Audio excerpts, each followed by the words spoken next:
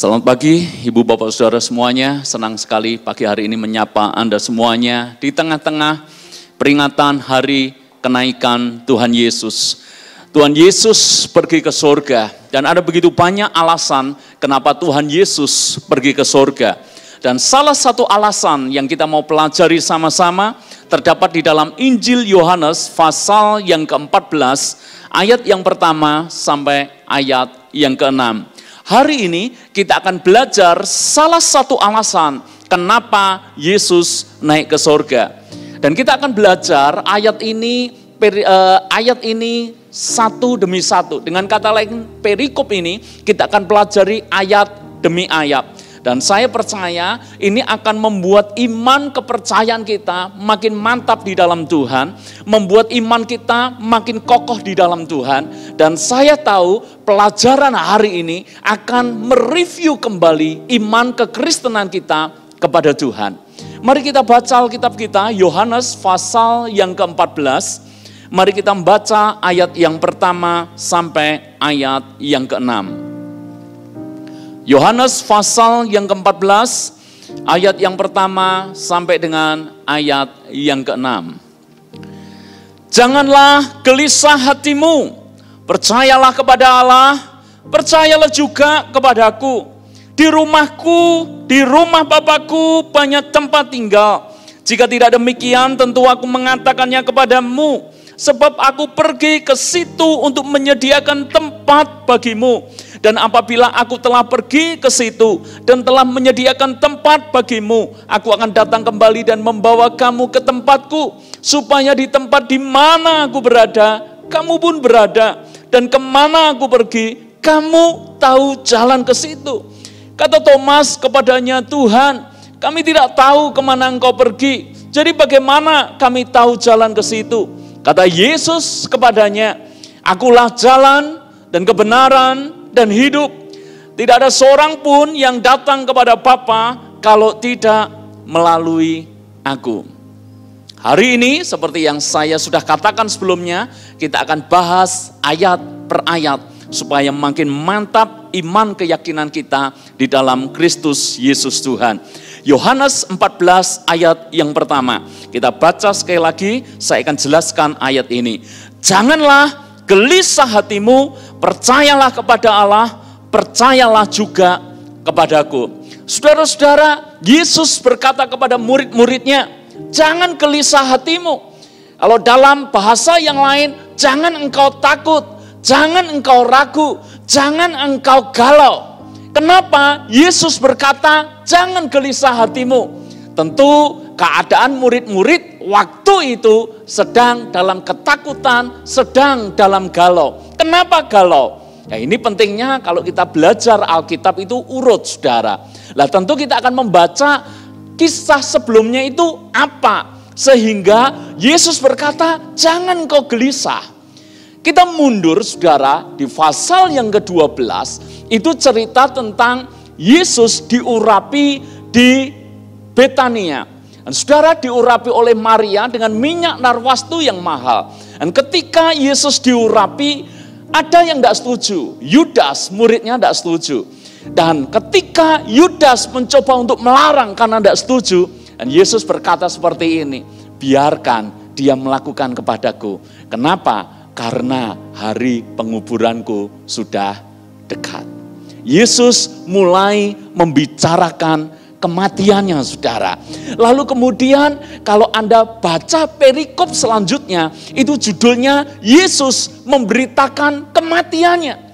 Jadi mulai di pasal 12, Yesus secara intens mengatakan kenapa dia ada di dunia, dengan tujuan apa dia diutus oleh Bapa. Kalau bukan untuk mati demi menyelamatkan manusia. Lalu kemudian di pasal yang ke-13, jelas sekali Yesus tidak hanya memberitakan kematiannya. Ayat yang ke-33 dikatakan seperti ini. Hai anak-anakku, hanya seketika saja lagi aku ada bersama kamu. Kamu akan mencari aku, dan seperti yang telah kukatakan kepada orang-orang Yahudi, ke tempat aku pergi tidak mungkin kamu datang. Demikian pula aku mengatakan sekarang juga kepada kamu. Pasal 13, Yesus sudah menceritakan bahwa tidak lama lagi dia akan berpisah dengan murid-murid dan dia akan pergi ke surga. Itulah yang membuat murid-murid takut. Itulah yang membuat murid-murid gelisah, saudara. Kenapa? Karena perpisahan dimanapun itu tidak menyenangkan. Dan murid-murid selama 3,5 tahun bersama-sama dengan Yesus setiap hari. Mereka melakukan perjalanan bersama, mereka makan bersama, mereka tidur bersama, mereka berlayar dihadapkan dengan taufan bersama, dan mereka juga mengalami mujizat bersama-sama. Dimanapun mereka bersama-sama selama 3,5 tahun. Dan Yesus berkata kepada muridnya, sebentar lagi anak manusia akan diserahkan. Sebentar lagi anak manusia akan mati. Sebentar lagi aku akan pergi kepada Bapa dan pergi ke tempat yang dimana aku akan tunjukkan kepadamu. Saudara-saudara yang dikasihi oleh Tuhan, perpisahan bukanlah sesuatu yang menyenangkan. Itulah kenapa kita sadar, saudara, di dalam misalnya acara pemakaman, misalnya di dalam upacara perkabungan, khususnya pihak keluarga yang ditinggalkan. Kalau Anda pernah mengalami rasanya ditinggalkan oleh keluarga terdekat Anda akan selalu merasa sedih. Perpisahan itu selalu menyedihkan. Di saat seperti itu, hanya selalu kenangan yang baik muncul di benak pikiran Anda. Betul enggak? Tidak peduli mungkin orang itu selama hidupnya pernah menjengkelkan Anda, pernah melukai Anda, pernah mengecewakan Anda. Tetapi ketika kematian itu menjemput, ada perpisahan, Anda langsung terkenang akan apa yang telah dilakukan dalam hidup Anda. Anda akan terkenang kebaikan-kebaikannya dalam hidup Anda. Perpisahan selalu menyedihkan. Makanya kalau Anda mau menciptakan lagu dan populer, ciptakanlah lagu yang temanya tentang perpisahan. Betul enggak, saudara? Siapa yang tahu lagu Teluk Bayur? Angkat tangan, saudara. Yang angkat tangan menunjukkan umur Anda tanpa perlu melihat KTP Anda. Ciptakanlah lagu Teluk Bayur, itu abadi sekali. Kenapa? Temanya perpisahan. Bahkan almarhum Godfather of Broken Heart, Sobat Ambyar tentu tahu, stasiun balapan itu terkenalnya luar biasa. Tidak cuma di Indonesia, di luar negeri juga sangat terkenal. Stasiun balapan. Jangan paksa Anda, saya harus menyanyikannya. Tapi saya ceritakan tema lagu ini. Ini lagu berkisah tentang sebuah perpisahan. Ini lagu stasiun balapan menjadi saksi di mana sepasang kasih yang satu melepaskan kepergian kekasihnya, berharap satu kali kelak akan kembali. Tapi ditunggu-tunggu tidak datang. Kurang lebih seperti itu, betul? Lagu perpisahan. Saudara-saudara, perpisahan itu selalu menyedihkan. Murid-murid sedih, tidak cuma sedih, tapi gelisah. Mereka tidak bisa membayangkan, saudara, jika ditinggalkan oleh Tuhan Yesus. Itu sebabnya Yesus menenangkan hati mereka. Itu sebabnya Yesus menghibur mereka. Itu sebabnya Yesus menguatkan mereka di dalam ayat-ayat yang nanti kita akan pelajari satu persatu. Jadi kalau kita baca ayat yang pertama, kita mengerti kenapa Yesus berkata, jangan gelisah hatimu.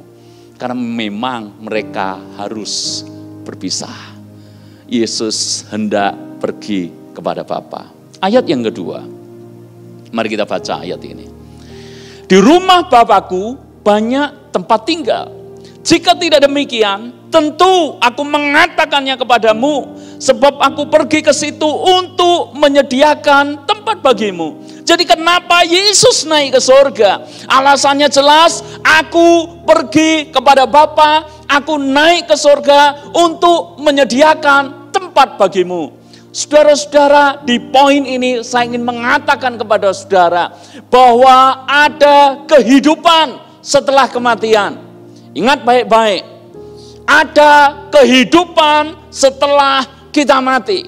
Ketika Anda mati bukan berarti selesai sudah hidup kita. Ketika Anda mati, di saat itulah awal sebuah kehidupan yang sebenarnya dimulai. Ada surga dan ada neraka. Saya berkata bahwa ini sebuah fakta yang tidak terbantahkan.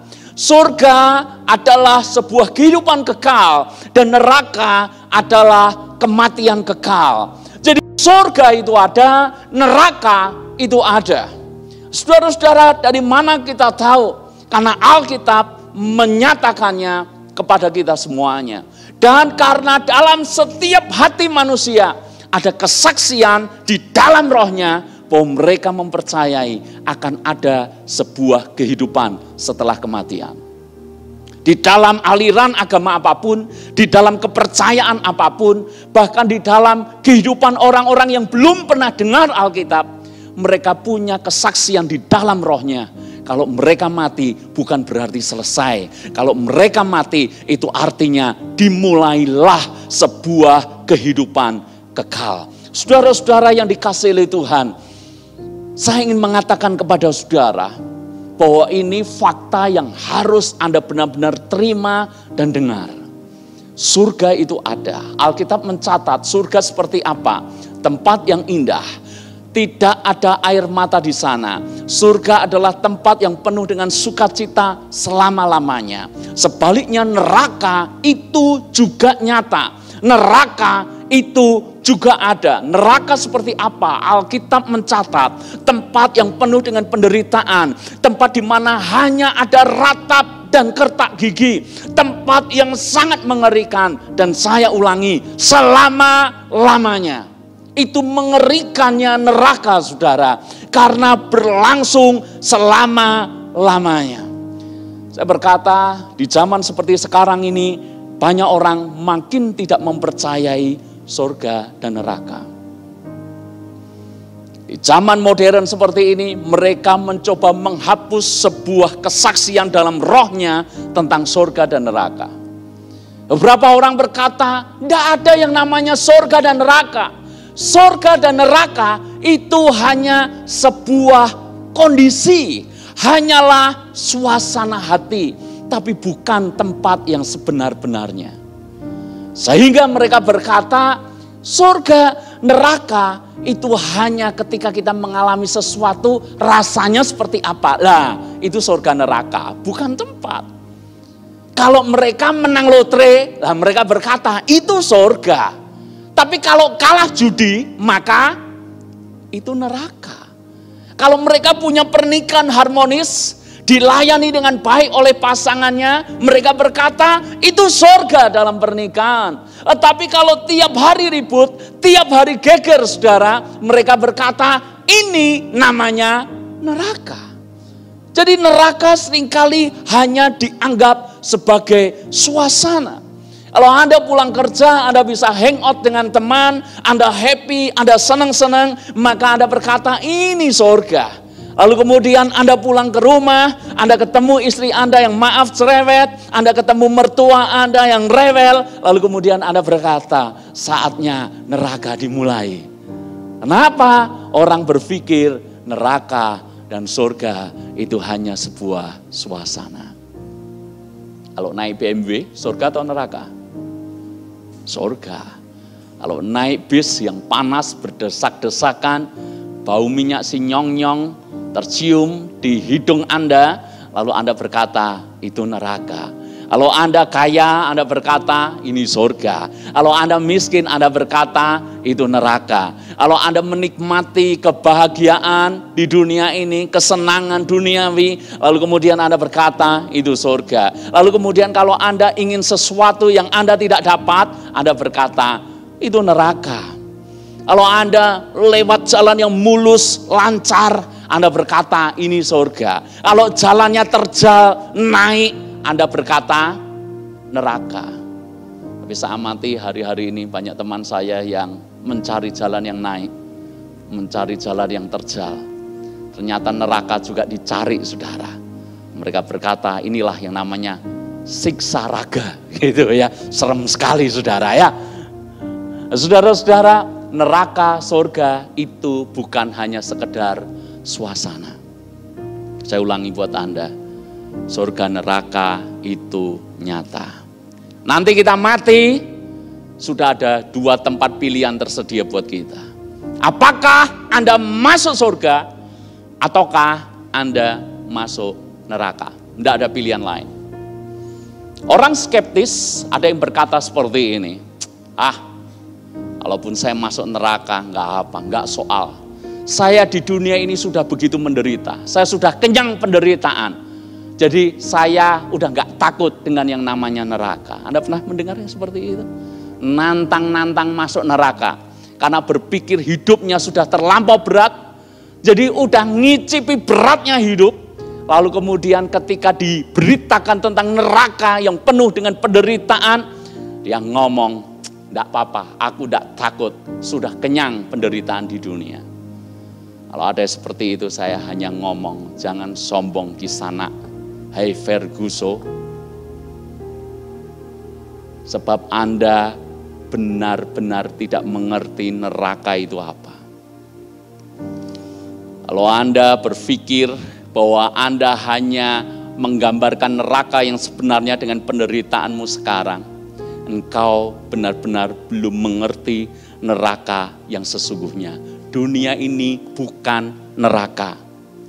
Di dunia ini Anda haus, Anda masih bisa minum. Di neraka yang sebenarnya Alkitab tulis, Anda hanya minta setitik air saja. Tidak diberikan setitik air itu buat orang yang ada di neraka. Anda baca itu, perumpamaan orang kaya dan Lazarus. Anda lihat orang kaya masuk neraka di sana karena selama hidupnya jahat luar biasa. Minta kepada Bapak Abraham supaya Lazarus yang miskin mencucukkan sedikit air kepadanya, tapi tidak bisa. Saudara-saudara, dunia tidak bisa dibandingkan dengan neraka. Seberat-beratnya Anda hidup di dunia. Anda sakit di dunia, tapi tidak selamanya Anda sakit. Di neraka itu sakit selama-lamanya. Siksaan selama-lamanya. Di dunia seberat-beratnya Anda, saya percaya Anda masih bisa tertawa.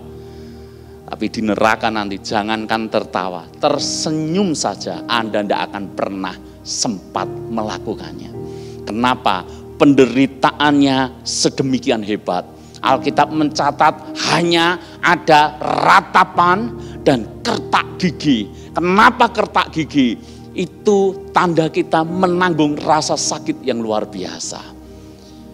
Ketika Anda mengalami proses pengobatan yang melibatkan rasa sakit, beberapa Anda akan kertakkan gigi Anda. Kenapa? Rasa sakit itu Anda rasakan. Neraka digambarkan ratap kertak gigi selama-lamanya. Jadi jangan sombong buat Anda yang merasa dunia ini penuh penderitaan buat Anda, sehingga Anda cukup punya persiapan masuk neraka. Saya jamin Anda akan ketakutan hebat kalau benar-benar dihadapkan dengan neraka. Buktinya apa? Orang-orang yang paling berani sekalipun di menjelang detik-detik dia mau mati, ketakutannya luar biasa. Kenapa? Ada kesaksian roh yang tidak dapat disangkal bahwa neraka itu benar-benar ada dan mengerikan.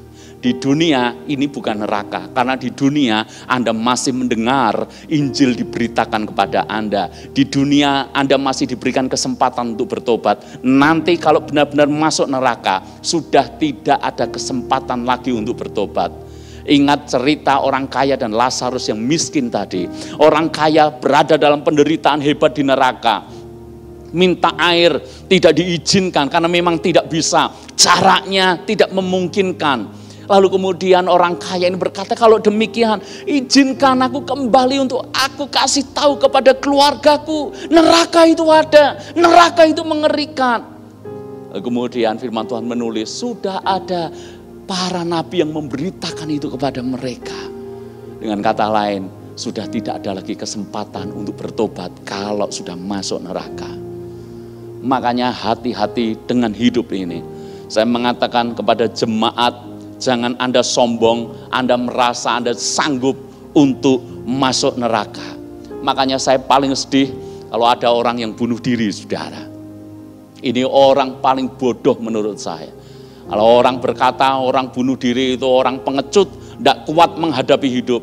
Tapi kalau saya punya sisi pandang berbeda, tidak cuma pengecut, ini orang yang paling bodoh yang saya jumpai.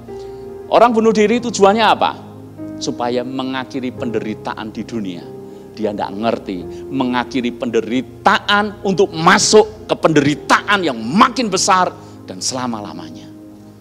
Makanya saya berdoa, tidak ada satupun jemaat Tuhan di tempat ini yang sampai ketinggalan kereta masuk surga dan akhirnya harus tercemplung di neraka. Jangankan satu, jangan sampai satu orang saja sampai ke sana. Jangan, saudara. Saya berharap satu kali kelak, saya tidak tahu urutan siapa yang harus pergi ke surga dulu. Tapi saya sebagai gembala, saya benar-benar rindu seberapa banyak jemaat yang Tuhan percayakan. Nanti kita mesti ketemu reuni retreat di surga, saudara. Amin. Jangan sampai saya ketemu dan saya menjumpai ada satu jemaat tidak terangkut di sana. Itu kabar paling menyedihkan bagi seorang gembala. Satu domba tidak bersama-sama dengan gembalanya. Karena itu saya berkata kepada saudara, pikirkanlah mulai sekarang surga dan neraka. Saya tahu isu ini kelihatannya kuno. Saya tahu isu ini kelihatannya tidak relevan. Sebab hari-hari ini pandangan berkata, selama engkau hidup nikmati apa yang engkau punya. Selama engkau punya kesempatan untuk nikmati hidup, nikmati sepuas-puasnya.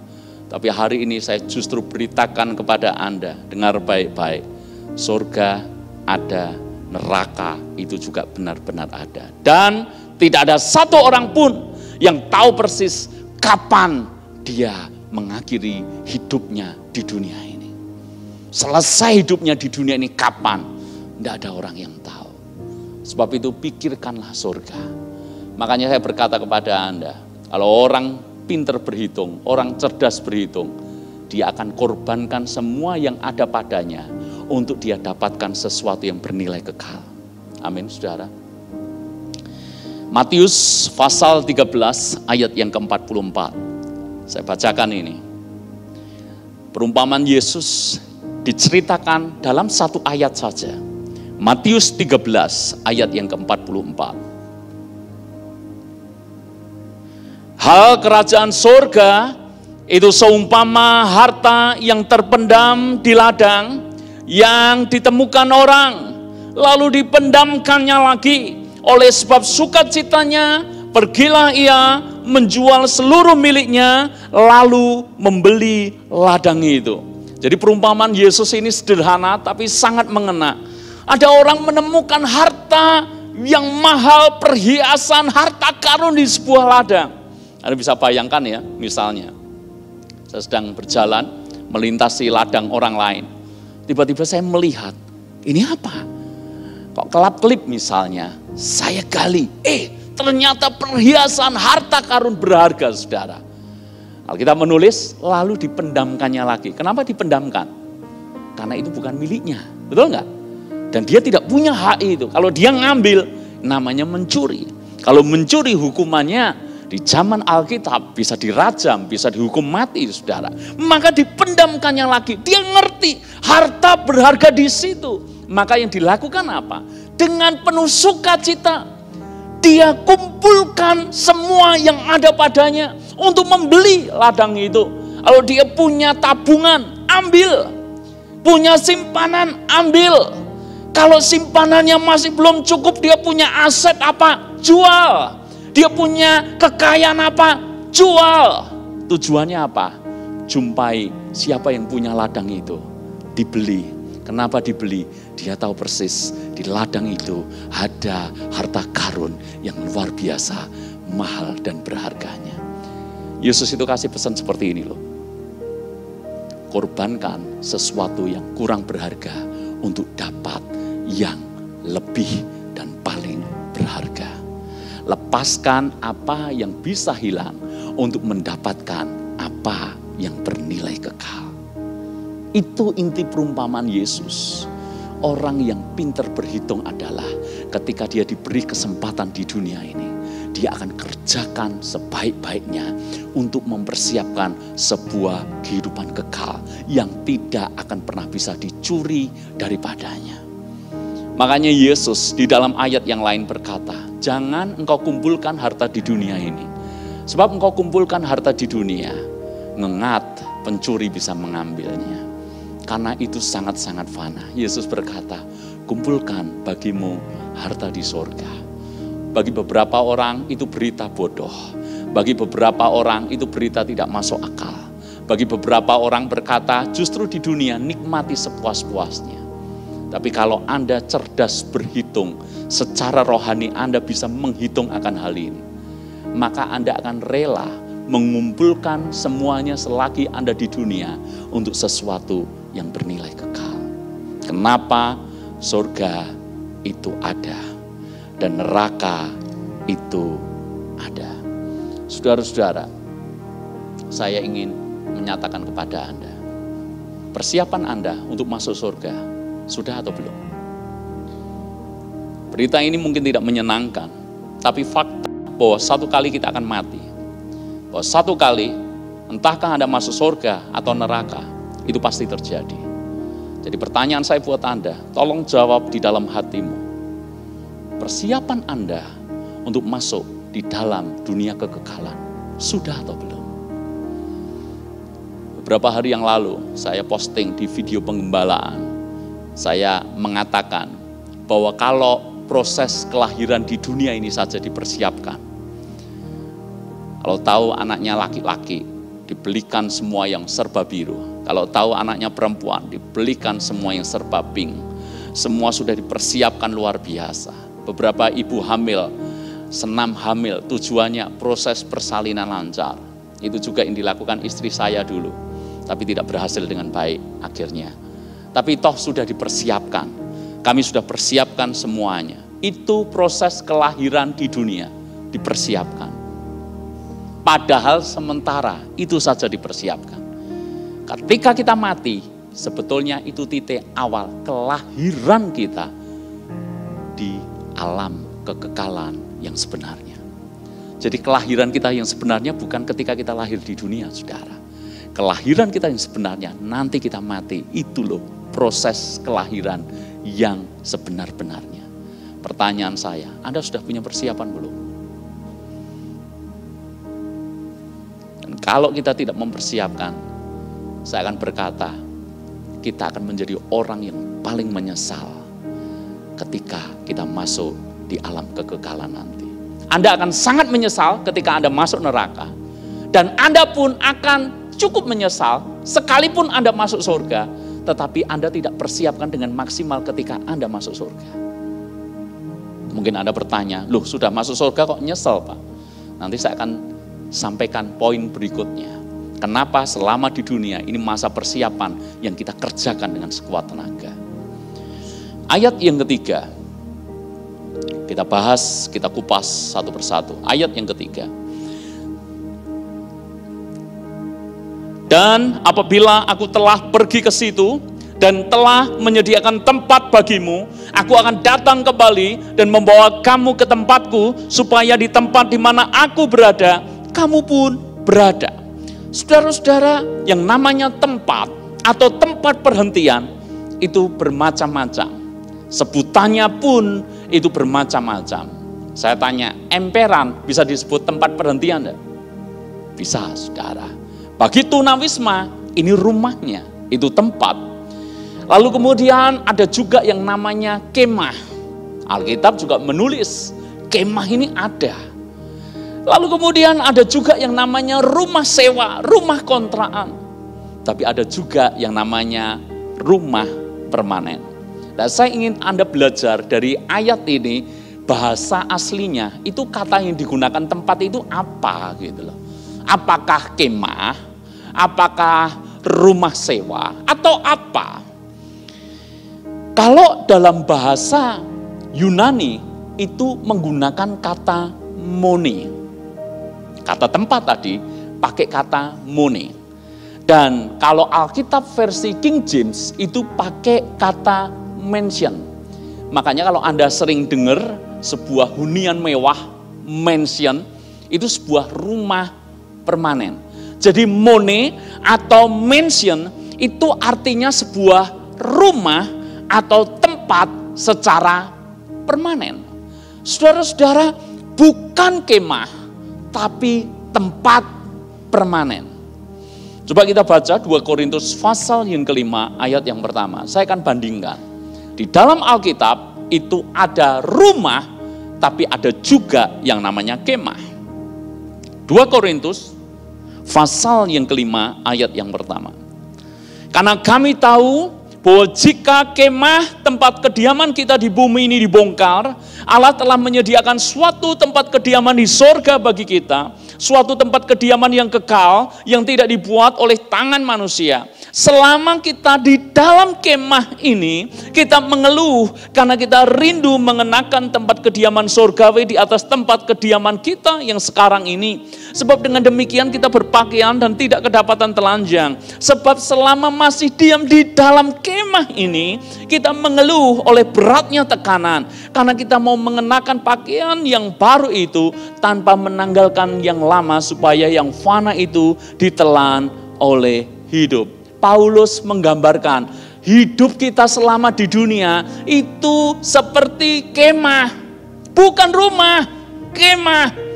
Kemah itu artinya apa? Hari ini dipasang, besok sudah dibongkar, saudara. Tidak ada orang berkemah selama-lamanya, nggak ada. Saya pernah berkemah, beberapa kali berkemah. Tahun lalu kita Pro-M SCC, kita berkemah.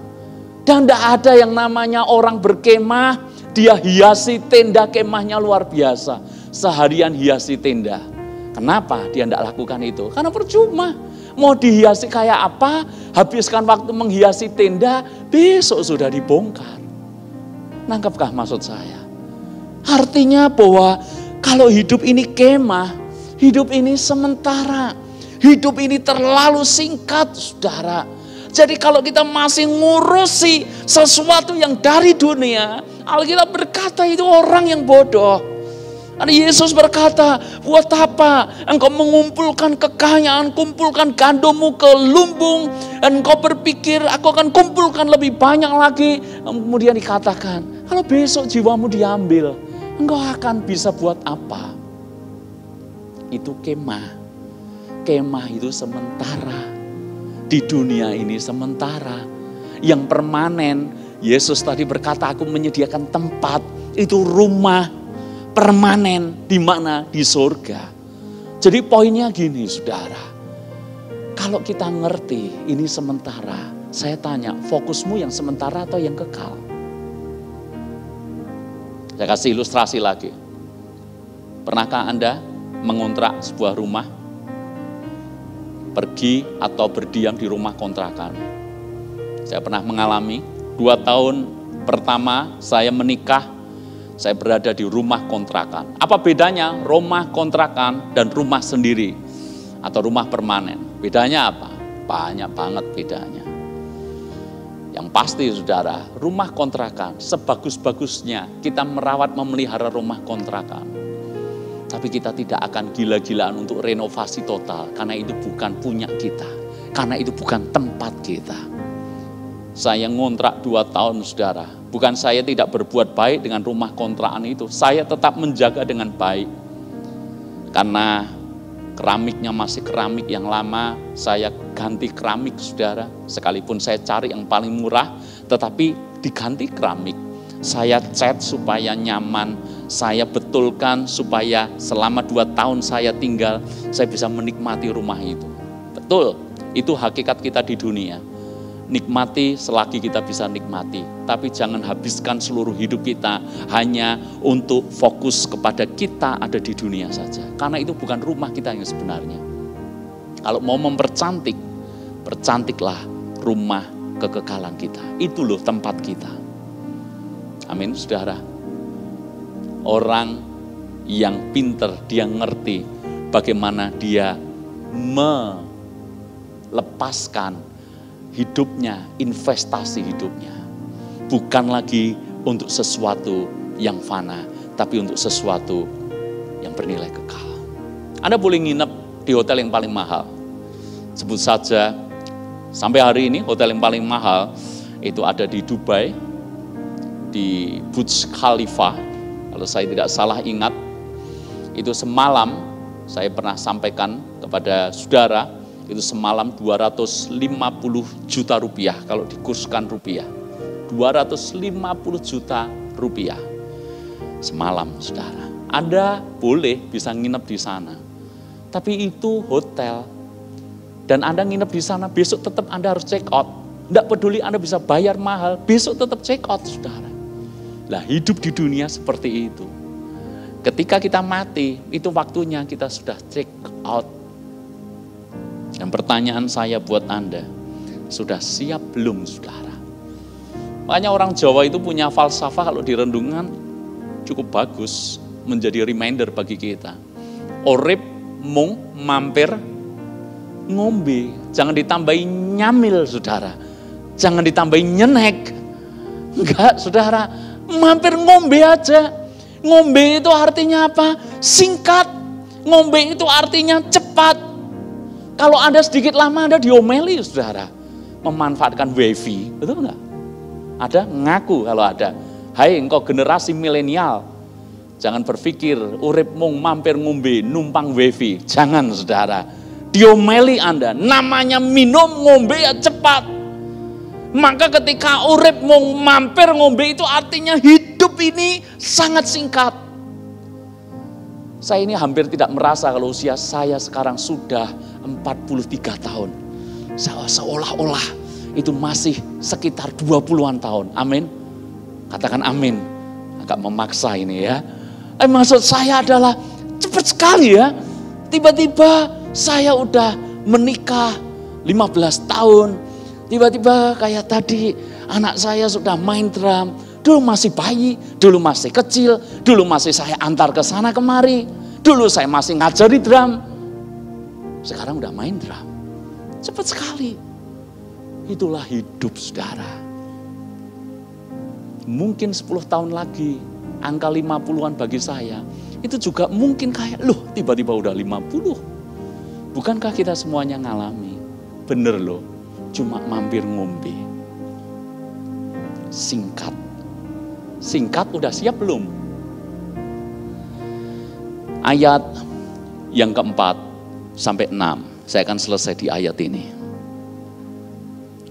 Dan kemana aku pergi, kamu tahu jalan ke situ. Kata Thomas kepadanya, Tuhan, kami tidak tahu kemana engkau pergi, jadi bagaimana kami tahu jalan ke situ? Jadi Thomas masih bingung, jalan yang dimaksud itu mana? Jalan ke surga itu mana? Kemudian ayat yang ke-6, ini ayat paling populer menjadi keyakinan iman kita di dalam Kristus. Kata Yesus kepadanya, Akulah jalan dan kebenaran dan hidup. Tidak ada seorang pun yang datang kepada Bapa kalau tidak melalui aku. Tidak ada nabi sebelum sesudah Yesus yang berani berkata dengan begitu yakin, kalau tidak melalui aku, tidak akan pernah sampai kepada Bapa. Sebab akulah jalan, akulah kebenaran, dan akulah hidup. Banyak orang mencari jalan ke surga. Orang India menyiksa dirinya karena dia pikir kalau tubuh jasmaninya semakin merosot, semakin menderita, maka rohnya bisa keluar untuk bisa sampai ke surga. Ada orang berpikir kalau saya sering berbuat kebaikan, amal baik, maka saya pasti masuk surga. Banyak orang mempercayai ini itu supaya masuk surga. Saudara-saudara, saya berkata, berita keselamatan memang untuk semua orang. Berita keselamatan untuk semua bangsa. Tapi satu-satunya jalan untuk kita bisa sampai ke surga, kehidupan yang kekal, sampai kepada Bapa, harus melewati Yesus Kristus Tuhan kita. Saya jelaskan, logikanya seperti apa? Kenapa kita yakin hanya Yesus satu-satunya jalan? Kita mengerti bahwa Yesus adalah Allah. Dia adalah Tuhan. Yohanes 3 ayat yang ke-16. Karena begitu besar kasih Allah akan dunia ini, sehingga dia merelakan anaknya yang tunggal.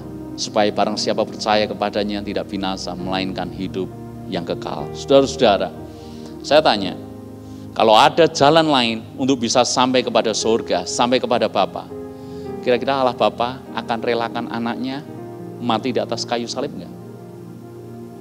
Oke, saya ajak Anda berpikir sedikit logik.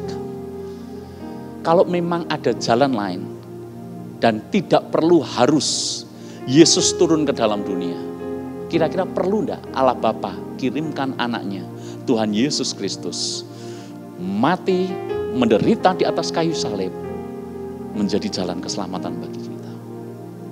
Kalau amal kebaikan bisa sampai ke surga, saya yakin 100% Allah Bapa tidak perlu kirimkan anaknya. Kenapa dikirimkan? Wong lewat kebaikan saja bisa masuk surga. Kalau ada manusia bisa menyiksa dirinya dan bisa masuk surga, saya yakin 100% Allah Bapa tidak akan utus anaknya tinggal di dalam dunia, mengambil rupa hamba, mati di atas kayu salib. Kalau ada jalan lain, saya yakin Allah Bapa tidak akan kirimkan anaknya. Kenapa Allah Bapa relakan anaknya yang tunggal, yang dikasihi satu-satunya? Sebab memang sudah tidak ada jalan lain. Sudah tidak ada alternatif lain. Jadi dia akan hold sesuatu yang paling berharga sampai mentok tidak ada jalan lain, baru itu dilepaskan. Contoh, supaya Anda bisa paham apa yang saya maksud. Di antara semua yang saya pakai, milik saya yang berharga, yang saya akan jaga adalah cincin nikah saya ini. Saya tahu tidak semua orang masih memiliki cincin nikah. Ya mungkin dulu masa-masa sulit digadaikan dan lupa untuk menebus. Adakah? Yang senyum ada kelihatannya.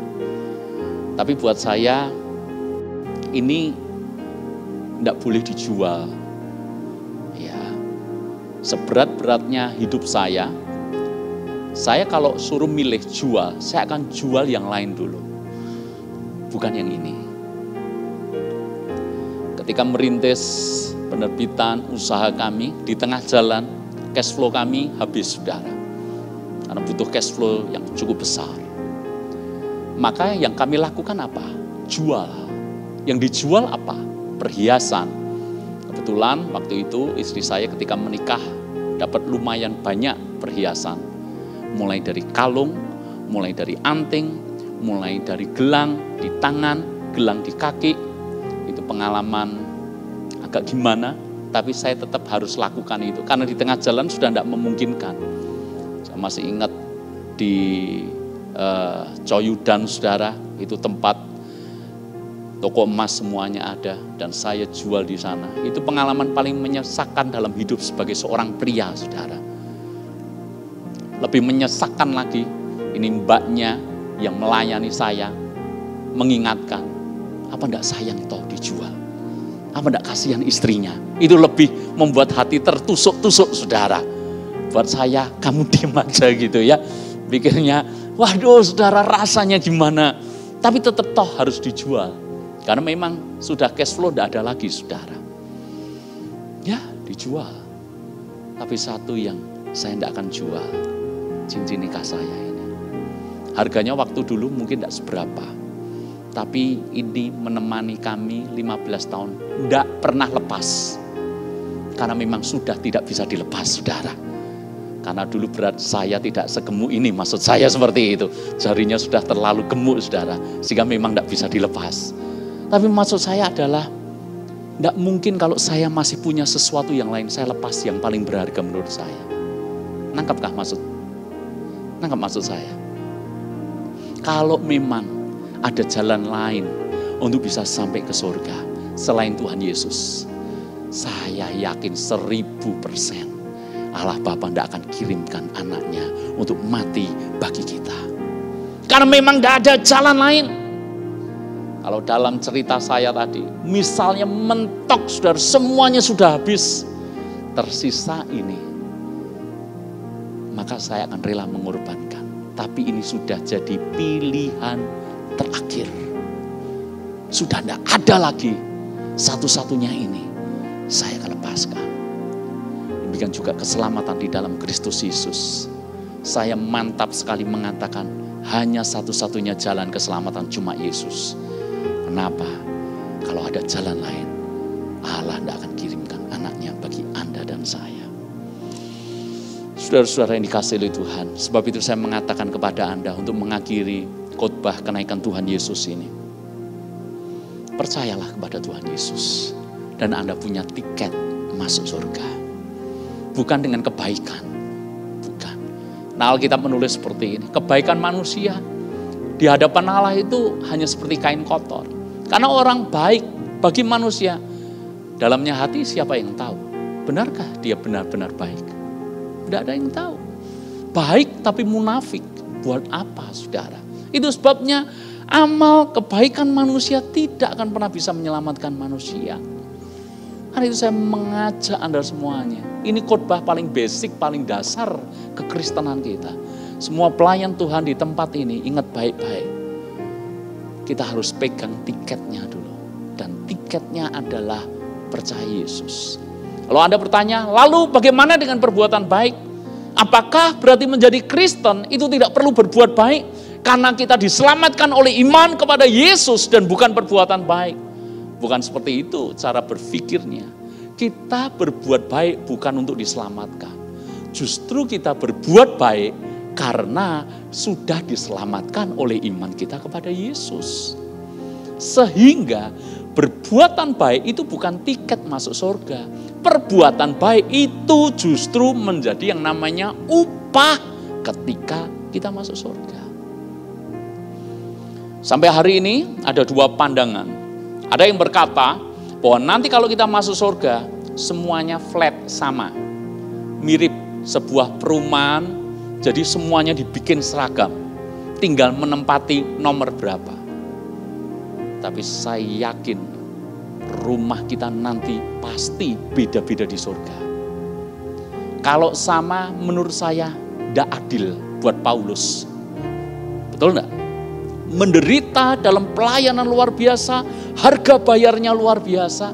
Bayangkan kalau Paulus dengan orang yang masuk surga, misalnya penjahat yang berada di sebelah Tuhan Yesus, itu masuk surga. Sebab di detik-detik akhir hidupnya, dia percaya Yesus. Dan Yesus berkata, hari ini juga engkau bersama dengan aku di Firdaus. Tapi saya sangat yakin rumahnya di surga pasti beda. Kenapa? Penjahat ini tidak punya kesempatan untuk melakukan perbuatan baik. Itu sebabnya kenapa di Alkitab dicatat, upah menyertai. Perbuatan kita dicatat selama kita di dunia ini. Betul nggak? Kalau ada seorang yang memberikan hambanya secangkir minum saja, maka orang itu tidak pernah kehilangan upahnya. Bayangkan secangkir air putih aja dapat upah. Apalagi dikasih gula dan kopi, saudara. Apalagi Coca-Cola, upahnya lebih gede. Maksud saya adalah upah itu benar-benar ada. Ketika Anda melakukan kebaikan, apa yang Anda lakukan dicatat oleh Tuhan.